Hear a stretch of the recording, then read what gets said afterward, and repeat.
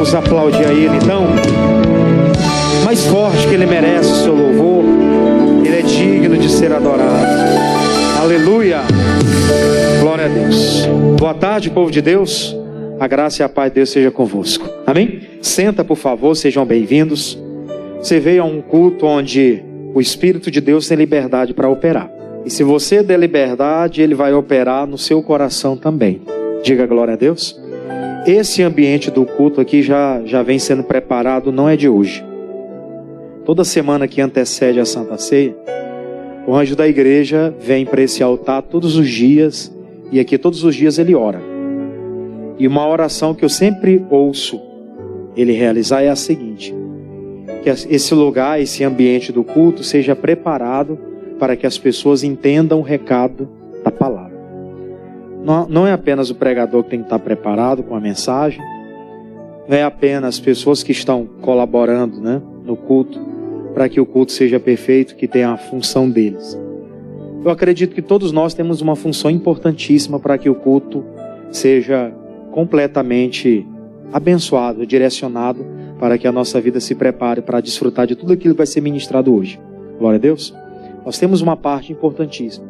E a gente sempre fala para as pessoas: orem, se prepare, peça a direção, que o recado vai ser dado. Se você estiver atento, ele vai entrar no seu coração e vai fazer a diferença. Mas infelizmente, se não ficar atento, ele vem e vai ser mais uma coisa comum. Mais uma coisa que hoje você participa, foi igual todo qualquer dia. E não é igual. Todo dia Deus tem algo diferente para nos entregar. Diga amém por isso. Eu queria que você pegasse a sua Bíblia, abrisse ela no primeiro livro de Reis. Nosso estudo hoje é sobre o profeta Elias e também sobre o rei Acabe. Mas eu quero tratar com você hoje desse assunto, falando uma coisa muito interessante. Existe uma necessidade de retomarmos a nossa aliança com Deus. Como assim, pastor? Eu nunca perdi a minha aliança. A minha aliança com Deus, ela nunca foi quebrada. Isso pode, de maneira visível aqui, a olho nu, a gente pode dizer: eu nunca quebrei minha aliança com Deus. Mas no nosso dia a dia, nos percalços que a gente vive, nas lutas do dia a dia, no cotidiano, nós podemos sim quebrar uma aliança com Deus. Se nós não vigiarmos, nós podemos sim quebrar essa aliança que eu fiz com Ele. Tem pessoas que um dia se apresentou a Deus e falou: Deus, eu vou servir ao Senhor de tal forma. E o tempo foi passando, muita coisa foi acontecendo e aquilo não aconteceu. Ou seja, eu fiz uma aliança, eu fiz um compromisso e aquilo não foi correspondido. Do lado de lá, eu acredito que Deus, Ele nunca vai falhar. A aliança que Ele fez conosco, Ele vai ser fiel a ela até o fim. Agora, do lado de cá, nem sempre as coisas são assim, né? Você sabe que o povo de Israel, ele tinha uma aliança com Deus. Deus fez uma aliança de ser o Deus daquele povo, e aquele povo fez uma aliança de ser povo seu, povo de Deus, exclusivo. Só que muita coisa foi acontecendo, eles foram deixando de servir a Deus, e tudo por conta das coisas que eles estavam acompanhando no tempo deles. Muita coisa que acontecia no tempo deles, na época deles, e eles absorviam mais aquilo do que a palavra que era dirigida pelos profetas. E isso causou um preço muito alto a ser pago pelo povo naquela época. Primeiro livro dos Reis, vamos lá? Capítulo 17. Primeiro livro dos Reis, capítulo 17. Preste bem atenção nesse detalhe. Falei aqui que aquele povo precisava retomar uma aliança com Deus. Um dia ela foi quebrada por conta das coisas que eles deixaram de viver com Deus para viver aonde? Lá fora. Olha só que interessante. Primeiro livro dos Reis, capítulo 17, versículo 1. Quem encontrou, diga amém. Vamos ler então o versículo 1. Diz assim a palavra: Então Elias, o tisbita, dos moradores de Gileade, disse a Acabe. Acabe era o rei de Israel: Vive o Senhor Deus de Israel, perante cuja face estou, que nestes anos nem orvalho e nem chuva haverá, senão segundo a minha palavra. Aquele homem, o Elias, ele estava vivendo uma crescente com Deus. Ele estava se envolvendo com Deus, fez uma aliança com Deus, E na proporção que ele fez aliança com Deus, Deus começou a usá-lo. E ele tinha essa ousadia toda, de inclusive chegar diante da autoridade de um rei e falar toda essa palavra, mas ele não tinha essa ousadia dele mesmo. Aquilo era o Espírito de Deus que o capacitava, que o impulsionava a realizar aquilo, a chegar lá e falar diante da autoridade do rei contra a prática dele. Isso não é uma coisa que qualquer pessoa faz. Para você ser ousado e resolver situações, você tem que ser uma pessoa cheia do Espírito Santo. Diga graças a Deus. Por isso que a Bíblia fala, os tímidos não herdarão o reino. Por quê? Porque os tímidos são aquelas pessoas covardes. São aquelas pessoas que Deus provavelmente coloca algo sobre ela, para ela realizar, e ela faz o quê? Ela fica presa dentro de si. Ela não consegue chegar lá e executar aquilo que precisa ser executado. O Elias recebeu de Deus aquela direção, e ele vai lá diante da autoridade do Acabe, que era o rei de Israel, e fala, rei, fique sabendo uma coisa. A partir de hoje, eu estou na presença de Deus, o Deus que eu sirvo, o Deus de Israel, e a partir de hoje, não vai cair nem orvalho no céu sobre essa terra. Vai haver seca sobre a vida de vocês. Há um tempo atrás a gente já ouviu falar aqui que os períodos de crise, os períodos de seca, eram um juízo de Deus sobre o povo. As crises, as secas, os momentos difíceis que um povo passava, era um juízo de Deus sobre aquela terra. E esse aqui era mais um juízo de Deus sobre o povo de Israel.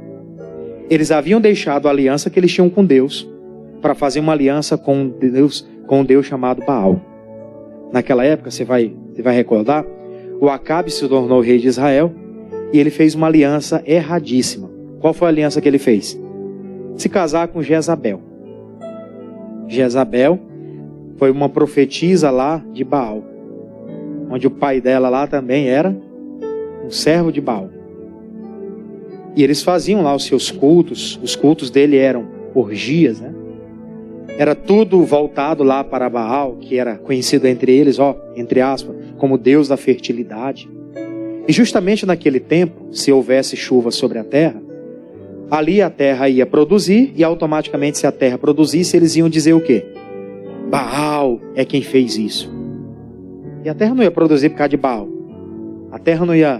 A chuva não estava descendo por causa de Baal. Era comum acontecer. Só que aí vem a palavra de Deus pela boca do profeta Elias dizendo, olha, não haverá chuva nessa terra, senão pelas palavras da minha boca. Ele diz, só vai chover a partir de agora, quando Deus me der uma direção novamente para falar que vai chover. A partir de agora vem uma sentença sobre vocês. Qual que era a sentença? Seca. É um juízo porque vocês se apartaram de Deus. E a gente tem que deixar isso muito claro hoje, pessoal. Eu já ouvi isso, já falei isso, já preguei isso algumas vezes. Entenda uma coisa, maldição sem causa não virá. Maldição sem causa não tem como ir para frente, não tem como ter cumprimento.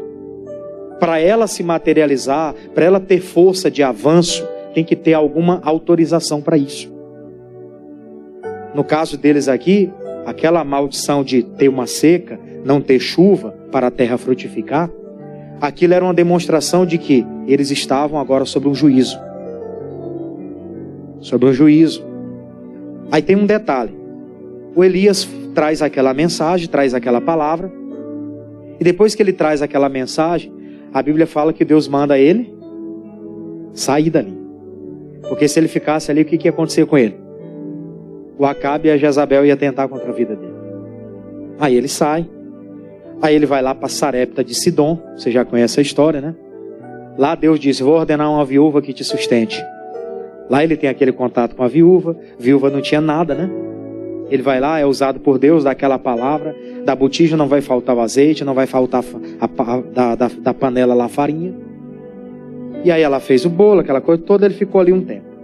O tempo passou, Deus manda ele voltar lá. Volta lá à terra para falar agora novamente com o rei Acabe. Aí vem o capítulo 18, versículo 1. Vamos aprofundar. Capítulo 18, versículo 1. Diz assim a palavra.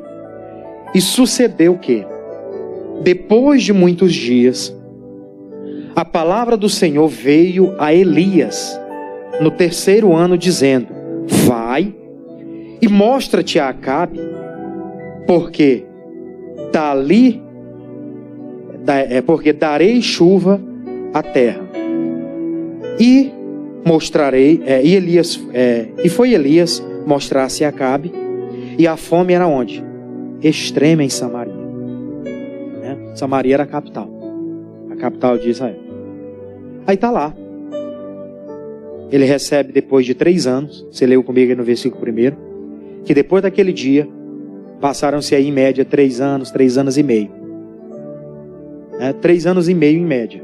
Fica imaginando, 3 anos e meio sem chuva. Como é que nós estávamos hoje? Se estivéssemos aqui no nosso estado, na nossa terra, 3 anos e meio sem chuva. Como é que nós ficaríamos? As coisas iam mudar muito, né? A gente não ia ter essa estação chuvosa que a gente tem, de período de 6 meses, depois período de seca, né? 6 meses mais de seca, sol direto. Mas preste bem atenção no detalhe. Voltando aqui à questão deles. Ele recebe depois de Deus a palavra. Ele não volta lá até Deus dar uma ordem para ele. Ele foi muito respeitador às direções que Deus dá. É assim que tem que ser o profeta. Ele tem que respeitar a direção que Deus dá. Nada de falar aquilo que Deus não mandou falar. Ele chega lá e fala: olha, eu vim aqui porque eu preciso falar com o rei Acabe. Ele recebe aquela informação. Tinha um cidadão chamado Obadias, que era um dos mordomos lá do Acabe. E aí ele vai falar com ele. Diz: olha, Deus mandou vir aqui e eu quero falar com o rei Acabe. O que ele precisava falar com o rei Acabe? O Acabe, ele era o responsável por aquela seca estar acontecendo naquele instante. Deus precisava se dirigir a quem? A ele, a Acabe. Era ele o causador de ter todo aquele problema de seca na terra naquele tempo. E quando Deus lida diretamente comigo ou com você alguma coisa, é porque Ele sabe que tem que resolver as coisas somos quem? Somos nós. Eu sei que tem muita gente que gosta de terceirizar as coisas, né? Por que na sua vida as coisas não estão andando? Não, porque é muito problema lá em casa. Por que as coisas na sua vida não dão certo? É porque ninguém me dá oportunidade. É o que muita gente fala, sim ou não? Já vi muita gente culpar fulano, ciclano, beltrano, porque as coisas não estão dando certo na vida dela. Mas cá entre nós, irmão, quem é responsável pela nossa vida? Quem é responsável pela nossa vida? Somos nós, gente. Ninguém é responsável pela minha vida senão eu mesmo. Eu já conheci muita gente que sempre teve aquele espírito com ele, né, de autopiedade, de que ninguém olha para mim, de que ninguém me dá oportunidade, de que eu não consigo fazer porque ninguém me ajuda. É o espírito do paralítico lá, que estava à beira do tanque. Você está aqui há quanto tempo? Não, já são 38 anos que eu estou aqui. Mas toda vez que a água mexe aí, vem alguém antes de mim e entra. Ninguém me faz nada por mim. Igual Chaves. Ninguém tem paciência comigo. Né? Do mesmo jeito. Aí Jesus fala: então pega o teu leito aí, meu filho, levanta e anda. Esquece de ficar olhando para o que os outros fizeram, deixaram de fazer, ou te dar a oportunidade, ou te não te jogar na água. Eu estou te dando uma palavra de autoridade agora. Pega o teu leito, levanta. Na mesma hora ele pegou o leitozinho dele, estava andando igual qualquer outra pessoa normal. O que faltava para ele? Receber uma palavra de autoridade, uma direção, e aceitar aquilo. Porque infelizmente, durante a vida ele ficou só. Ninguém faz nada por mim. Eu vou ser muito sincero com você. Eu já estou aqui na nossa série, tem 12 anos agora. 12 anos é exato. 2013, 25, né? 12 anos. Eu estive debaixo da custódia de 3 líderes espirituais. O pastor Jamil é o terceiro. Vou dizer para vocês, sem sombra de dúvida, não é vaidade não. Mas graças a Deus, com os 3, eles me chamavam de meu filho. Os 3. Eu não fiquei com historinha, com coisinha. Só estou aqui para servir. Apesar de um servo, eis-me aqui. Como é que você quer que faça? Eu quero que seja feito assim. Pode ser que às vezes a gente erre, né? Você já me viu errar aqui. O pastor dizer, traz isso, eu esqueço na hora. Acontece. Mas não é por maldade ou coisa parecida, não. Mas sempre nós precisamos estar disposto a servir. Por isso o pessoal fala, todo mundo vai, você fica. Fica por quê? Ele precisa de alguém que faça. De alguém que recebe a visão que foi dada e respeita essa visão e está disposto a praticar. Diga graças a Deus, irmãos. É isso que a gente precisa fazer, irmãos. Deus está dando direções para a gente e tem muita gente perdendo porque ela não está disposta a obedecer. Qual era a ordem de Deus? Lá os mandamentos de Deus. E todo mundo recebeu os mandamentos. Servir só a Deus. Não ter outros deuses diante de ti. E agora o Acabe trouxe o culto de Baal para onde? Para dentro de Israel. O culto a Baal agora era algo que prevalecia. Aí vem a sentença. Aí quando vem a sentença, recebe aquela luta toda. Por que Deus não está olhando para mim? Tem os porquês, gente. Já expliquei e vou repetir. Maldição sem causa, não vem. Maldição sem causa, não vem. Tem que ter uma motivação para isso. O mundo espiritual, ele é muito real. Nosso adversário não consegue chegar perto ou tocar na vida daquele que tem uma vida no altar, gente. Agora, se tem alguma pendência lá, ele vai reivindicar. Se tem uma coisa que ele sabe é reivindicar. E ele tinha todo o direito de reivindicar alguma coisa lá. Eles estarem passando por aquela seca era sinal de que eles haviam abandonado a Deus. Não vai haver chuva. Aí Deus manda o homem de Deus voltar. O homem de Deus volta lá depois de 3 anos e vai falar com Acabe. Aí pula, porque a leitura é grande, versículo 16. Versículo 16. Olha só. Então, foi Obadias era o mordomo lá do Acabe, encontrar-se com Acabe e lhe anunciou. E foi Acabe encontrar-se com quem? Com Elias. E sucedeu que, vendo Acabe a Elias, disse-lhe Acabe: és tu o perturbador de onde? De Israel? Então disse ele: eu não tenho perturbado a Israel, mas tu e a casa de teu pai, porquanto deixaste os mandamentos do Senhor e seguiste a quem? Aos Baalins. Como eu falei agora há pouco, eles tinham mandamentos. E mandamentos são o quê? São preceitos, são ordenanças, que se está ali, são estatutos que têm que ser obedecidos. Qualquer um de nós trabalhamos em qualquer empresa. Lá a empresa ela tem lá uma visão, ela tem um propósito. Então eles deixam muito claro como é que eles querem que as coisas funcionem ali dentro. Se eu que venho de fora agora fui contratado para trabalhar lá, eu tenho que fazer o quê? Eu tenho que me adequar àquelas regras, aos parâmetros daquele chefe, do que aquele chefe está determinando lá. Se eu quero servir a Deus hoje, se eu quero ter uma aliança com Deus de verdade, eu preciso me adequar ao quê? Aos estatutos, às ordenanças que Ele determina. Ele nos ensinou, é sim, sim ou não, não, o que passa disso é de procedência maligna. Ou é ou não é, como a gente falava antigamente, ou vai, ou racha, ou lasca a tampa da borracha, né? Ou é uma coisa ou é outra, gente. E tem gente que não entendeu isso. Ela quer servir a Deus e fazer as coisas do seu jeito, ao mesmo tempo. Não há a menor probabilidade disso acontecer. Não há a menor probabilidade disso ser real, ser verdade. Não vai acontecer. Aí ele chega e fala com ele: olha, eu vim aqui para te trazer um recado. Aí quando ele chega lá, a primeira coisa que o Acabe fala: vem aqui, tu é o perturbador de Israel, o que tu vai fazer aqui? Na cabeça do Acabe, o Elias, ele era o perturbador de Israel. Aquele que deu uma palavra maligna e que agora estava ali para afrontar ou coisa parecida. Só que Elias não era o perturbador de Israel. Elias foi muito claro. Ele disse, eu não tenho perturbado a Israel, mas tu e a casa do teu pai. Por quê? Porque vocês deixaram os mandamentos do Senhor. E vocês começaram a seguir a quem? A Baal. Ou seja, eu não tenho nada a ver com esse problema que vocês estão enfrentando. A mesma coisa a gente tem que ter como consciência no nosso coração hoje, gente. Está cheio de gente aí querendo culpar os outros. Porque as coisas não andam, porque não dá certo, porque não tem oportunidade, ou coisa isso, aquilo, outro. Nosso papel não é esse.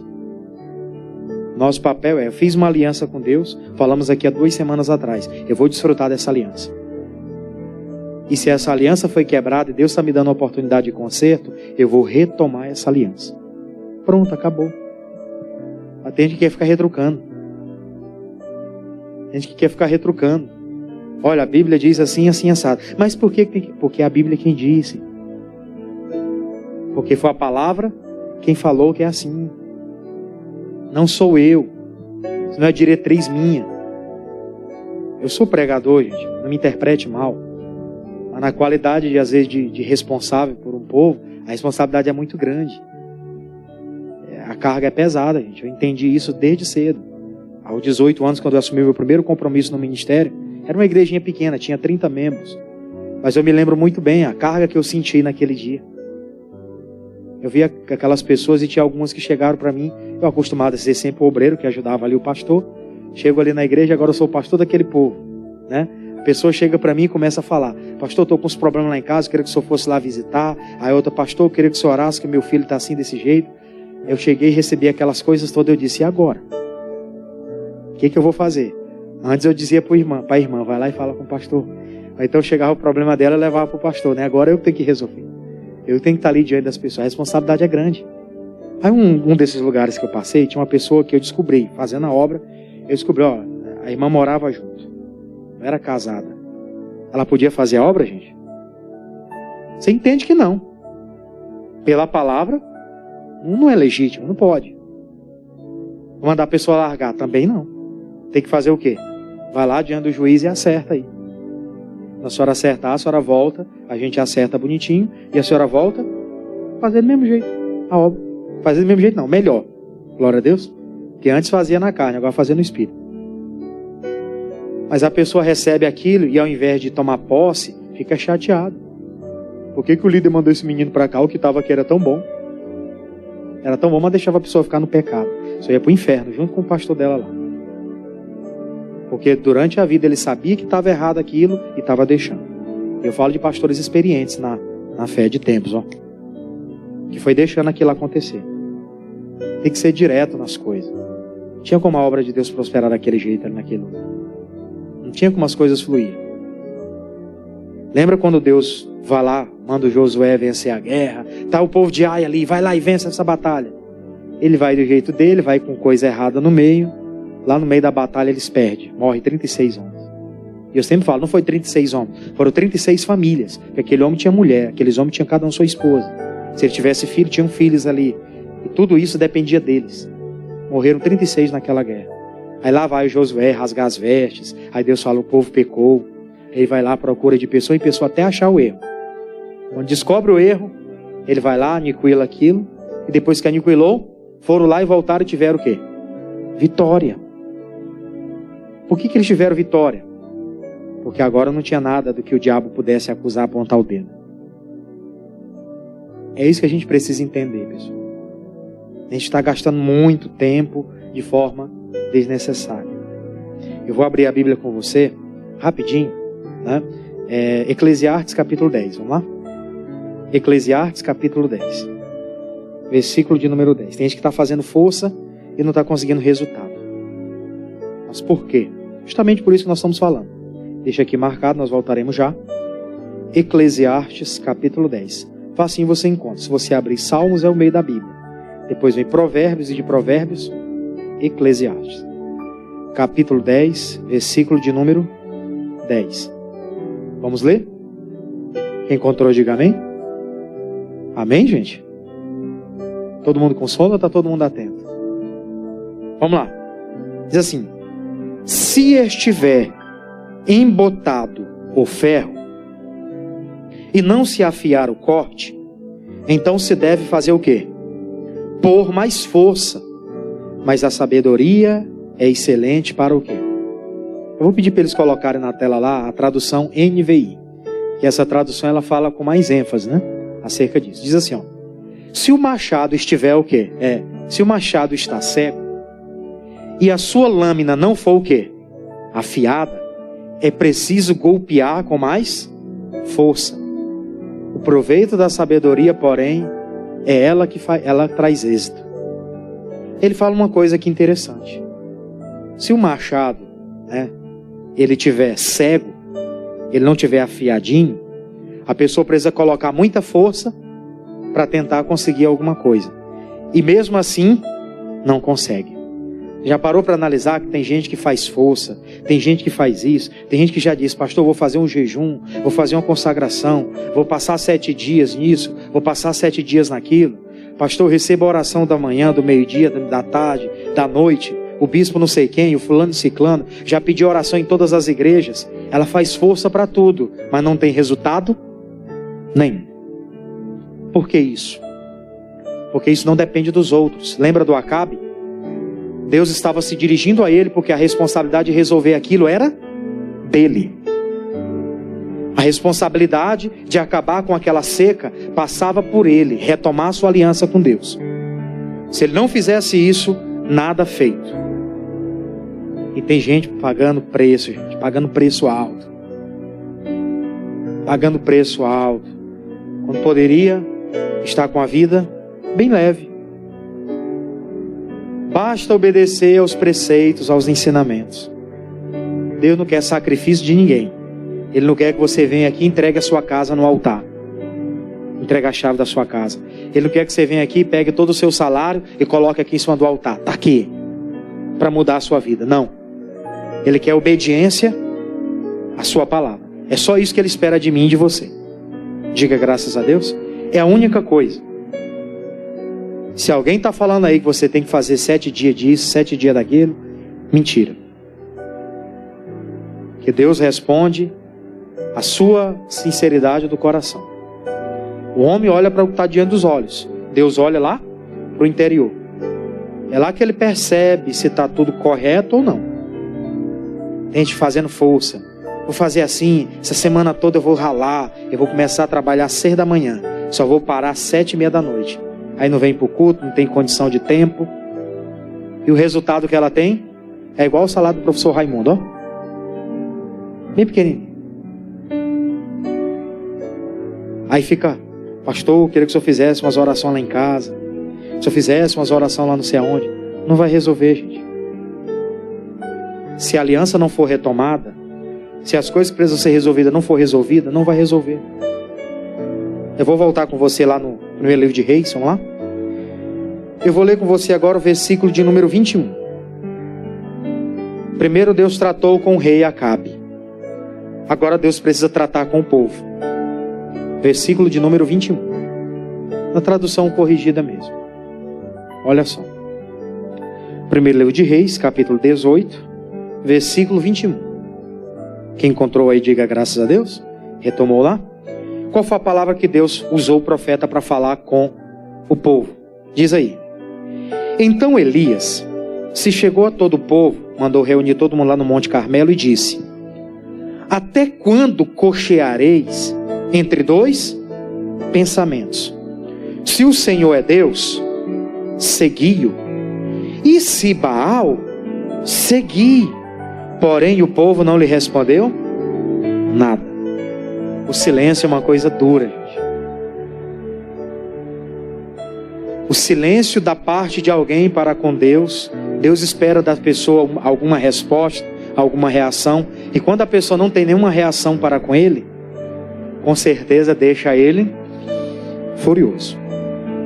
Porque ele espera uma resposta da nossa parte. Ele envia a sua palavra e ele espera da minha parte o quê? Uma resposta, um retorno. Ele não quer que eu seja aquém acerca das mensagens, acerca dos recados que ele tem trago ao meu coração. Ele não quer que eu fique fazendo simplesmente caso. Recebi a palavra, amém. Eu não pratico, não digo nem sim, nem não. Deus está esperando algum posicionamento da sua parte. Diga graças a Deus. Eu acredito muito que quando Deus fala comigo, Ele espera da minha parte algum tipo de reação. E quando eu não tenho reação nenhuma? É como se Deus estivesse falando com a parede. Porque Deus usa o profeta, manda todo mundo se reunir no Monte Carmelo, manda Acabe, reúne todo o povo aí. Tem um recado para dar para o povo. Já dei para você, já falei o que tinha de ser falado. Agora eu quero falar com o povo. Tá bom, reunir o povo. Pessoal, é o seguinte, até quando vocês vão ficar cocheando entre 2 pensamentos? Se Deus é o Senhor, sigam só Ele. Agora se é Baal, larga Deus de mão, vai seguir o diabo do Baal. E acabou. Amém, pessoal? Porque tem gente que não entende isso. Tem gente que nunca tomou uma decisão séria. Ela quer servir a Deus, ela quer fazer as coisas do seu jeito.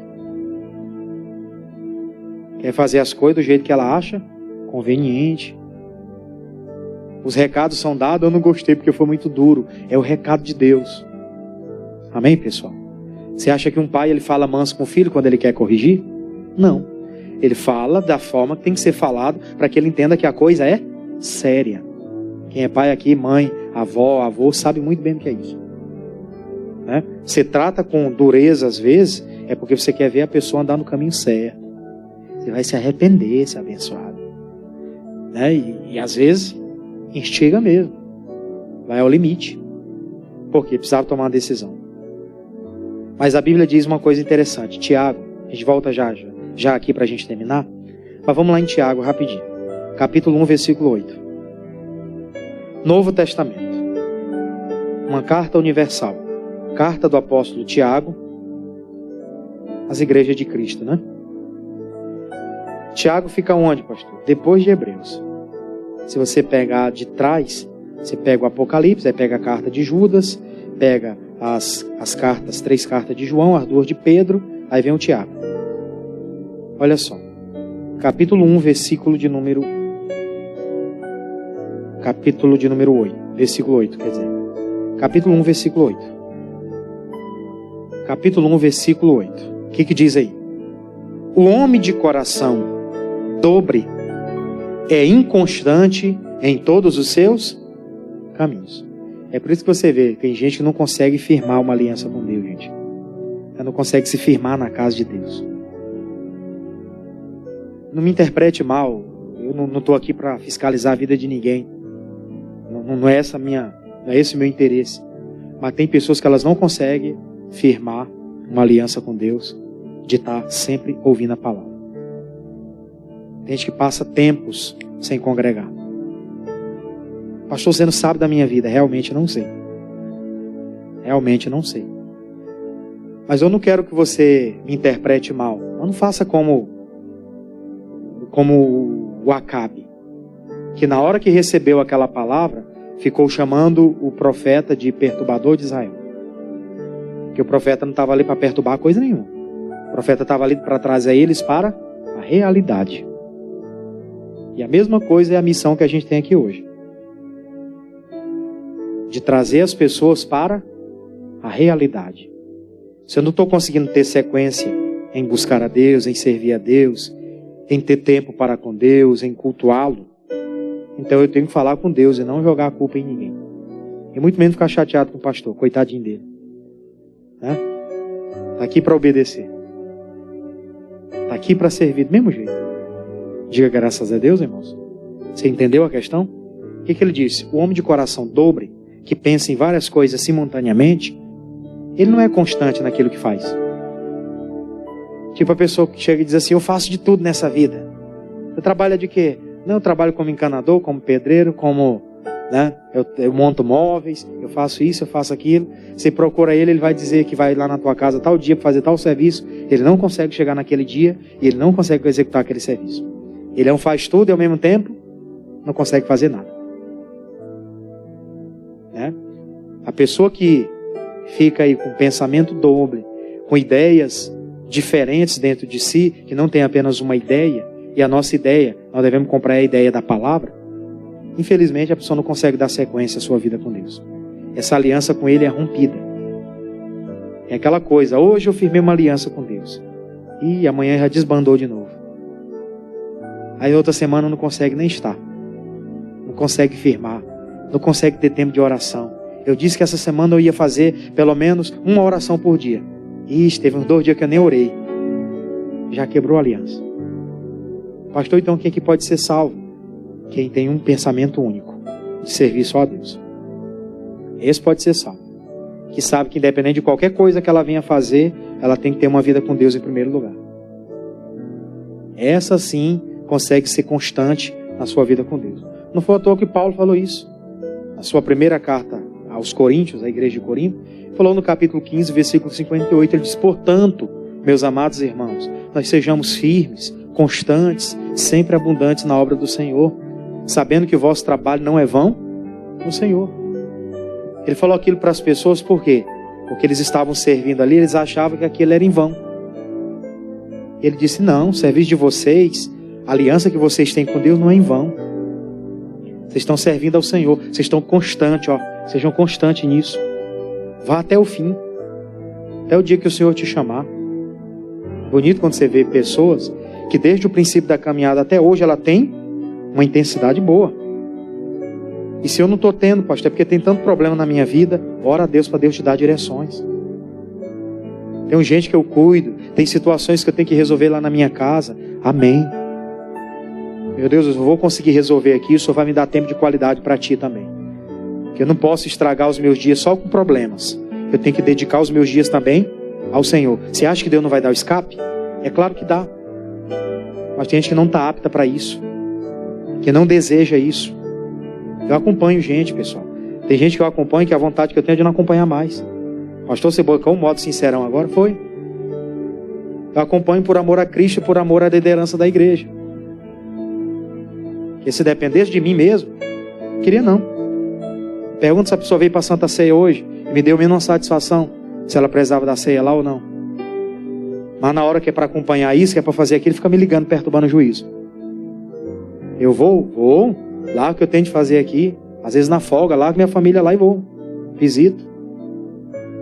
Você não está fazendo mais sua responsabilidade, não, folga é folga, glória a Deus. Eu tenho uma esposa, eu tenho que respeitar ela também, diga graças a Deus. Tem uma criança, ele tem que saber que tem um pai, que o pai tem que olhar na cara dele, ele tem que brincar com o papai. Glória a Deus, gente. Todo mundo tem que ter uma folga, e o pastor não pode ter uma também, né? Aí, você pergunta para a pessoa se ela quer ter uma aliança. Não, porque não sei o quê. Gente, uma hora dessa deve estar dormindo. Eu espero que venha à noite, senão eu vou chegar amanhã e vou falar. Vou falar sério. Não sou palhaço. Não estou aqui perdendo tempo. Só entender a seriedade do compromisso com Deus, gente. As coisas com Deus é séria. Se não tem aliança, tem que retomar a aliança. Se eu perdi, Deus, eu quero voltar hoje. Esperar amanhã para quê? Tem que ser constante. Aí quer que Deus abençoe lá o doente que está doente, mas a pessoa não tem uma aliança com Deus. Eu vejo ímpios dentro da Bíblia Sagrada. Tinha um centurião lá, o cara não temia Deus coisa nenhuma, gente. O cara era um centurião, vivia lá fora no mundo. Ele tinha lá o ofício dele. Ele queria compromisso com o altar, coisa nenhuma. Mas um dia ele chegou e falou com Jesus. Jesus, eu sei o que o senhor pode fazer. Eu tenho um criado meu que está doente, moribundo. O negócio está feio para o lado dele. Eu queria que o senhor mandasse uma palavra. Jesus, não, eu vou lá e vou dar saúde. Se o senhor mandar uma palavra, eu não sou digno que o senhor entre na minha morada, não. Mas só uma palavra que o senhor mandar, meu criado sarará. Jesus disse, olha a fé desse homem. Você vê pessoas que são ímpios, que nem têm uma aliança com Deus ainda, tendo uma fé para ver as coisas acontecerem, e pessoas que são de Deus, ficando por fim da fila. Não é à toa que ele mesmo nos ensinou, olha, viram gente do Oriente, do Ocidente, de todos os lugares se assentaram à mesa, com Abraão, Isaac e Jacó. E os filhos da promessa, os herdeiros de Deus vão ficar como? Vão ficar de fora. Por quê? Porque foram inconstantes. Deixaram outros pensamentos dominarem o lugar de Deus. Para a gente terminar, voltemos lá. Coisa séria isso aqui. Voltemos lá. Primeiro livro de Reis, capítulo de número 18. O versículo é o 38 agora. Só 2 versículos para a gente concluir. Versículo 38. Olha só. Passou mais um pouquinho. Elias fez lá aquele desafio com os profetas de Baal. Depois daquela palavra que ele deu ao povo. Mandou preparar o altar. Os profetas de Baal se cortaram. Fizeram uma série de sacrifícios. Fizeram muita força lá e nada. Né? Nada. Que Baal não responde coisa nenhuma. Aí ele faz uma oração a Deus e fogo desce. Consome ali o sacrifício, consome a água que estava lá no rego, aquela coisa toda bonita que você já conhece. Aí depois disso, o povo entendeu uma coisa. Versículo 38. Então caiu o fogo do Senhor e consumiu o holocausto, e a lenha, e as pedras, e o pó, e ainda lambeu a água que estava no rego, o que eu comentei agora. O que vendo o povo, todo o povo, caiu sobre o seu rosto e disse: só o Senhor é Deus. Só o Senhor é Deus. Naquele momento as escamas caíram dos olhos do povo. O povo reconheceu que só existia um Deus em Israel, que não era Baal, era o Deus Todo-Poderoso. Eles tiveram que provar. Eles ainda foram incrédulos, né? Eles tiveram que provar, porque Baal, fizeram sacrifício para Baal, Baal veio responder coisa nenhuma. Para mostrar que Baal não tinha poder nenhum. E mostrou para o povo, olha, só o Senhor é Deus. E as pessoas exclamaram isso 2 vezes. Só o Senhor é Deus. Só o Senhor é Deus. Eu não vou ler tudo, porque a história é muito grande, mas depois em casa você lê com todos os detalhes. Com calma mesmo. Faça isso com todo o carinho do seu coração. Leia todo o capítulo. Você vê que tudo aquilo que nós falamos aqui tem texto e tem contexto. Aí ele fala lá, na sequência, eu não vou ler tudo com você, mas ele falou. A partir daquele momento, o profeta se levantou e ele foi orar a Deus para que viesse a chuva de novo. Mas por que ele foi orar só depois? Depois que o povo tomou a decisão de reconhecer e de retomar sua aliança com Deus. Enquanto o povo não retomasse a aliança com Deus, adiantava o profeta orar? Não adiantava. Porque ele ia orar e não ia vir chuva. Ele manda o servo dele lá, ele começa a orar, manda o servo ir olhar. O servo vai e olha e diz, não tem nem sinal de chuva. Ele diz, então você vai lá e olha 7 vezes. Na 7ª vez, quando o rapaz vai olhar, ele olha, ele vê uma nuvenzinha do tamanho da mão de um homem, da palma da mão de um homem. Aí ele disse, então pede pro rei descer, pede para ele chamar as pessoas, porque vai descer chuva agora. Pode se preparar, porque vai descer chuva. Mas ele só orou depois do concerto. Por isso que a gente tem que parar com essa ideia de ver as pessoas que estão sofrendo e achar que só alguém fazendo oração por ela resolve o problema dela. Que não vai. Eu, graças a Deus, já amadureci para isso. Tem gente que chega, pastor, eu queria que você orasse pelo meu familiar, por isso, por aquilo outro. Eu me compadeço também. Porque eu tenho familiares que, infelizmente, vivem numa situação bem complicada. E eu me compadeço. Pela dor da pessoa, pelo sofrimento que ela está vivendo.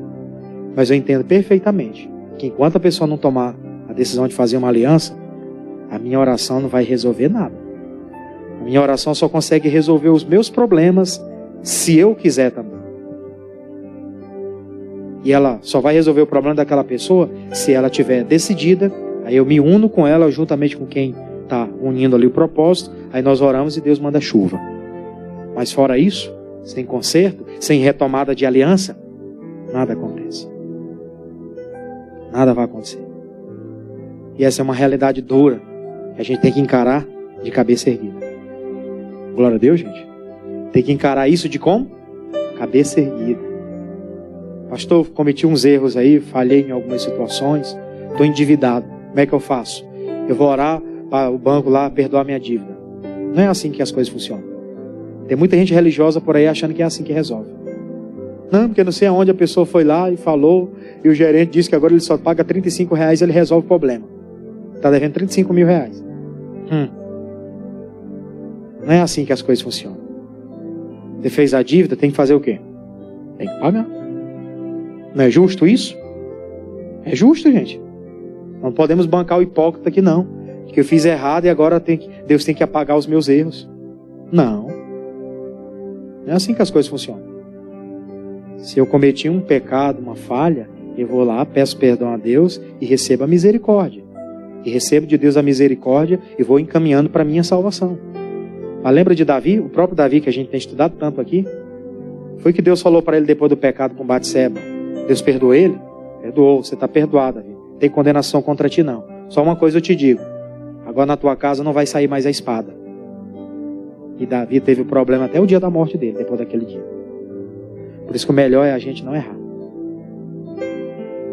A gente não errar. Porque se errar, tem consequência, gente. Por isso que tem muita gente que não quer mais ir na igreja. Porque elas erraram, fizeram o que não devia ter feito. Aí elas acham que só pedir perdão, o mundo agora vai voltar tudo ao normal, a vida dela, que agora ela não tem mais nada para resolver. Tem sim. Você resolveu com Deus. Mas o que planta nessa vida aqui vai colher. Essa é uma lei infalível. E mais cedo ou mais tarde, isso se manifesta. E hoje eu quero orar com você. Nesse momento de Santa Ceia, a gente vai se preparar. Não vamos pedir para Deus. Deus, se eu errei em algumas coisas aí, eu quero consertar. Eu tenho uma graça de Deus na minha vida que eu aprendi muita coisa cedo. Graças a Deus eu cheguei na igreja cedo. Senão, se eu demorasse mais um centavo, mais um diazinho, era escada eu ter cometido alguns erros graves. E graças aos pastores que foram, hoje estamos aqui. É muita gente que eu conheço. Tem muita gente que fala que é muita gente que eu conheço lá da minha época, do meu grupo que vivia comigo. Tem muitos que não estão mais vivos, não. Os que estão vivos mudaram de cidade. Porque o índice de criminalidade é alto. E a vontade de estudar era pouca, né? E não tinha orientação, não.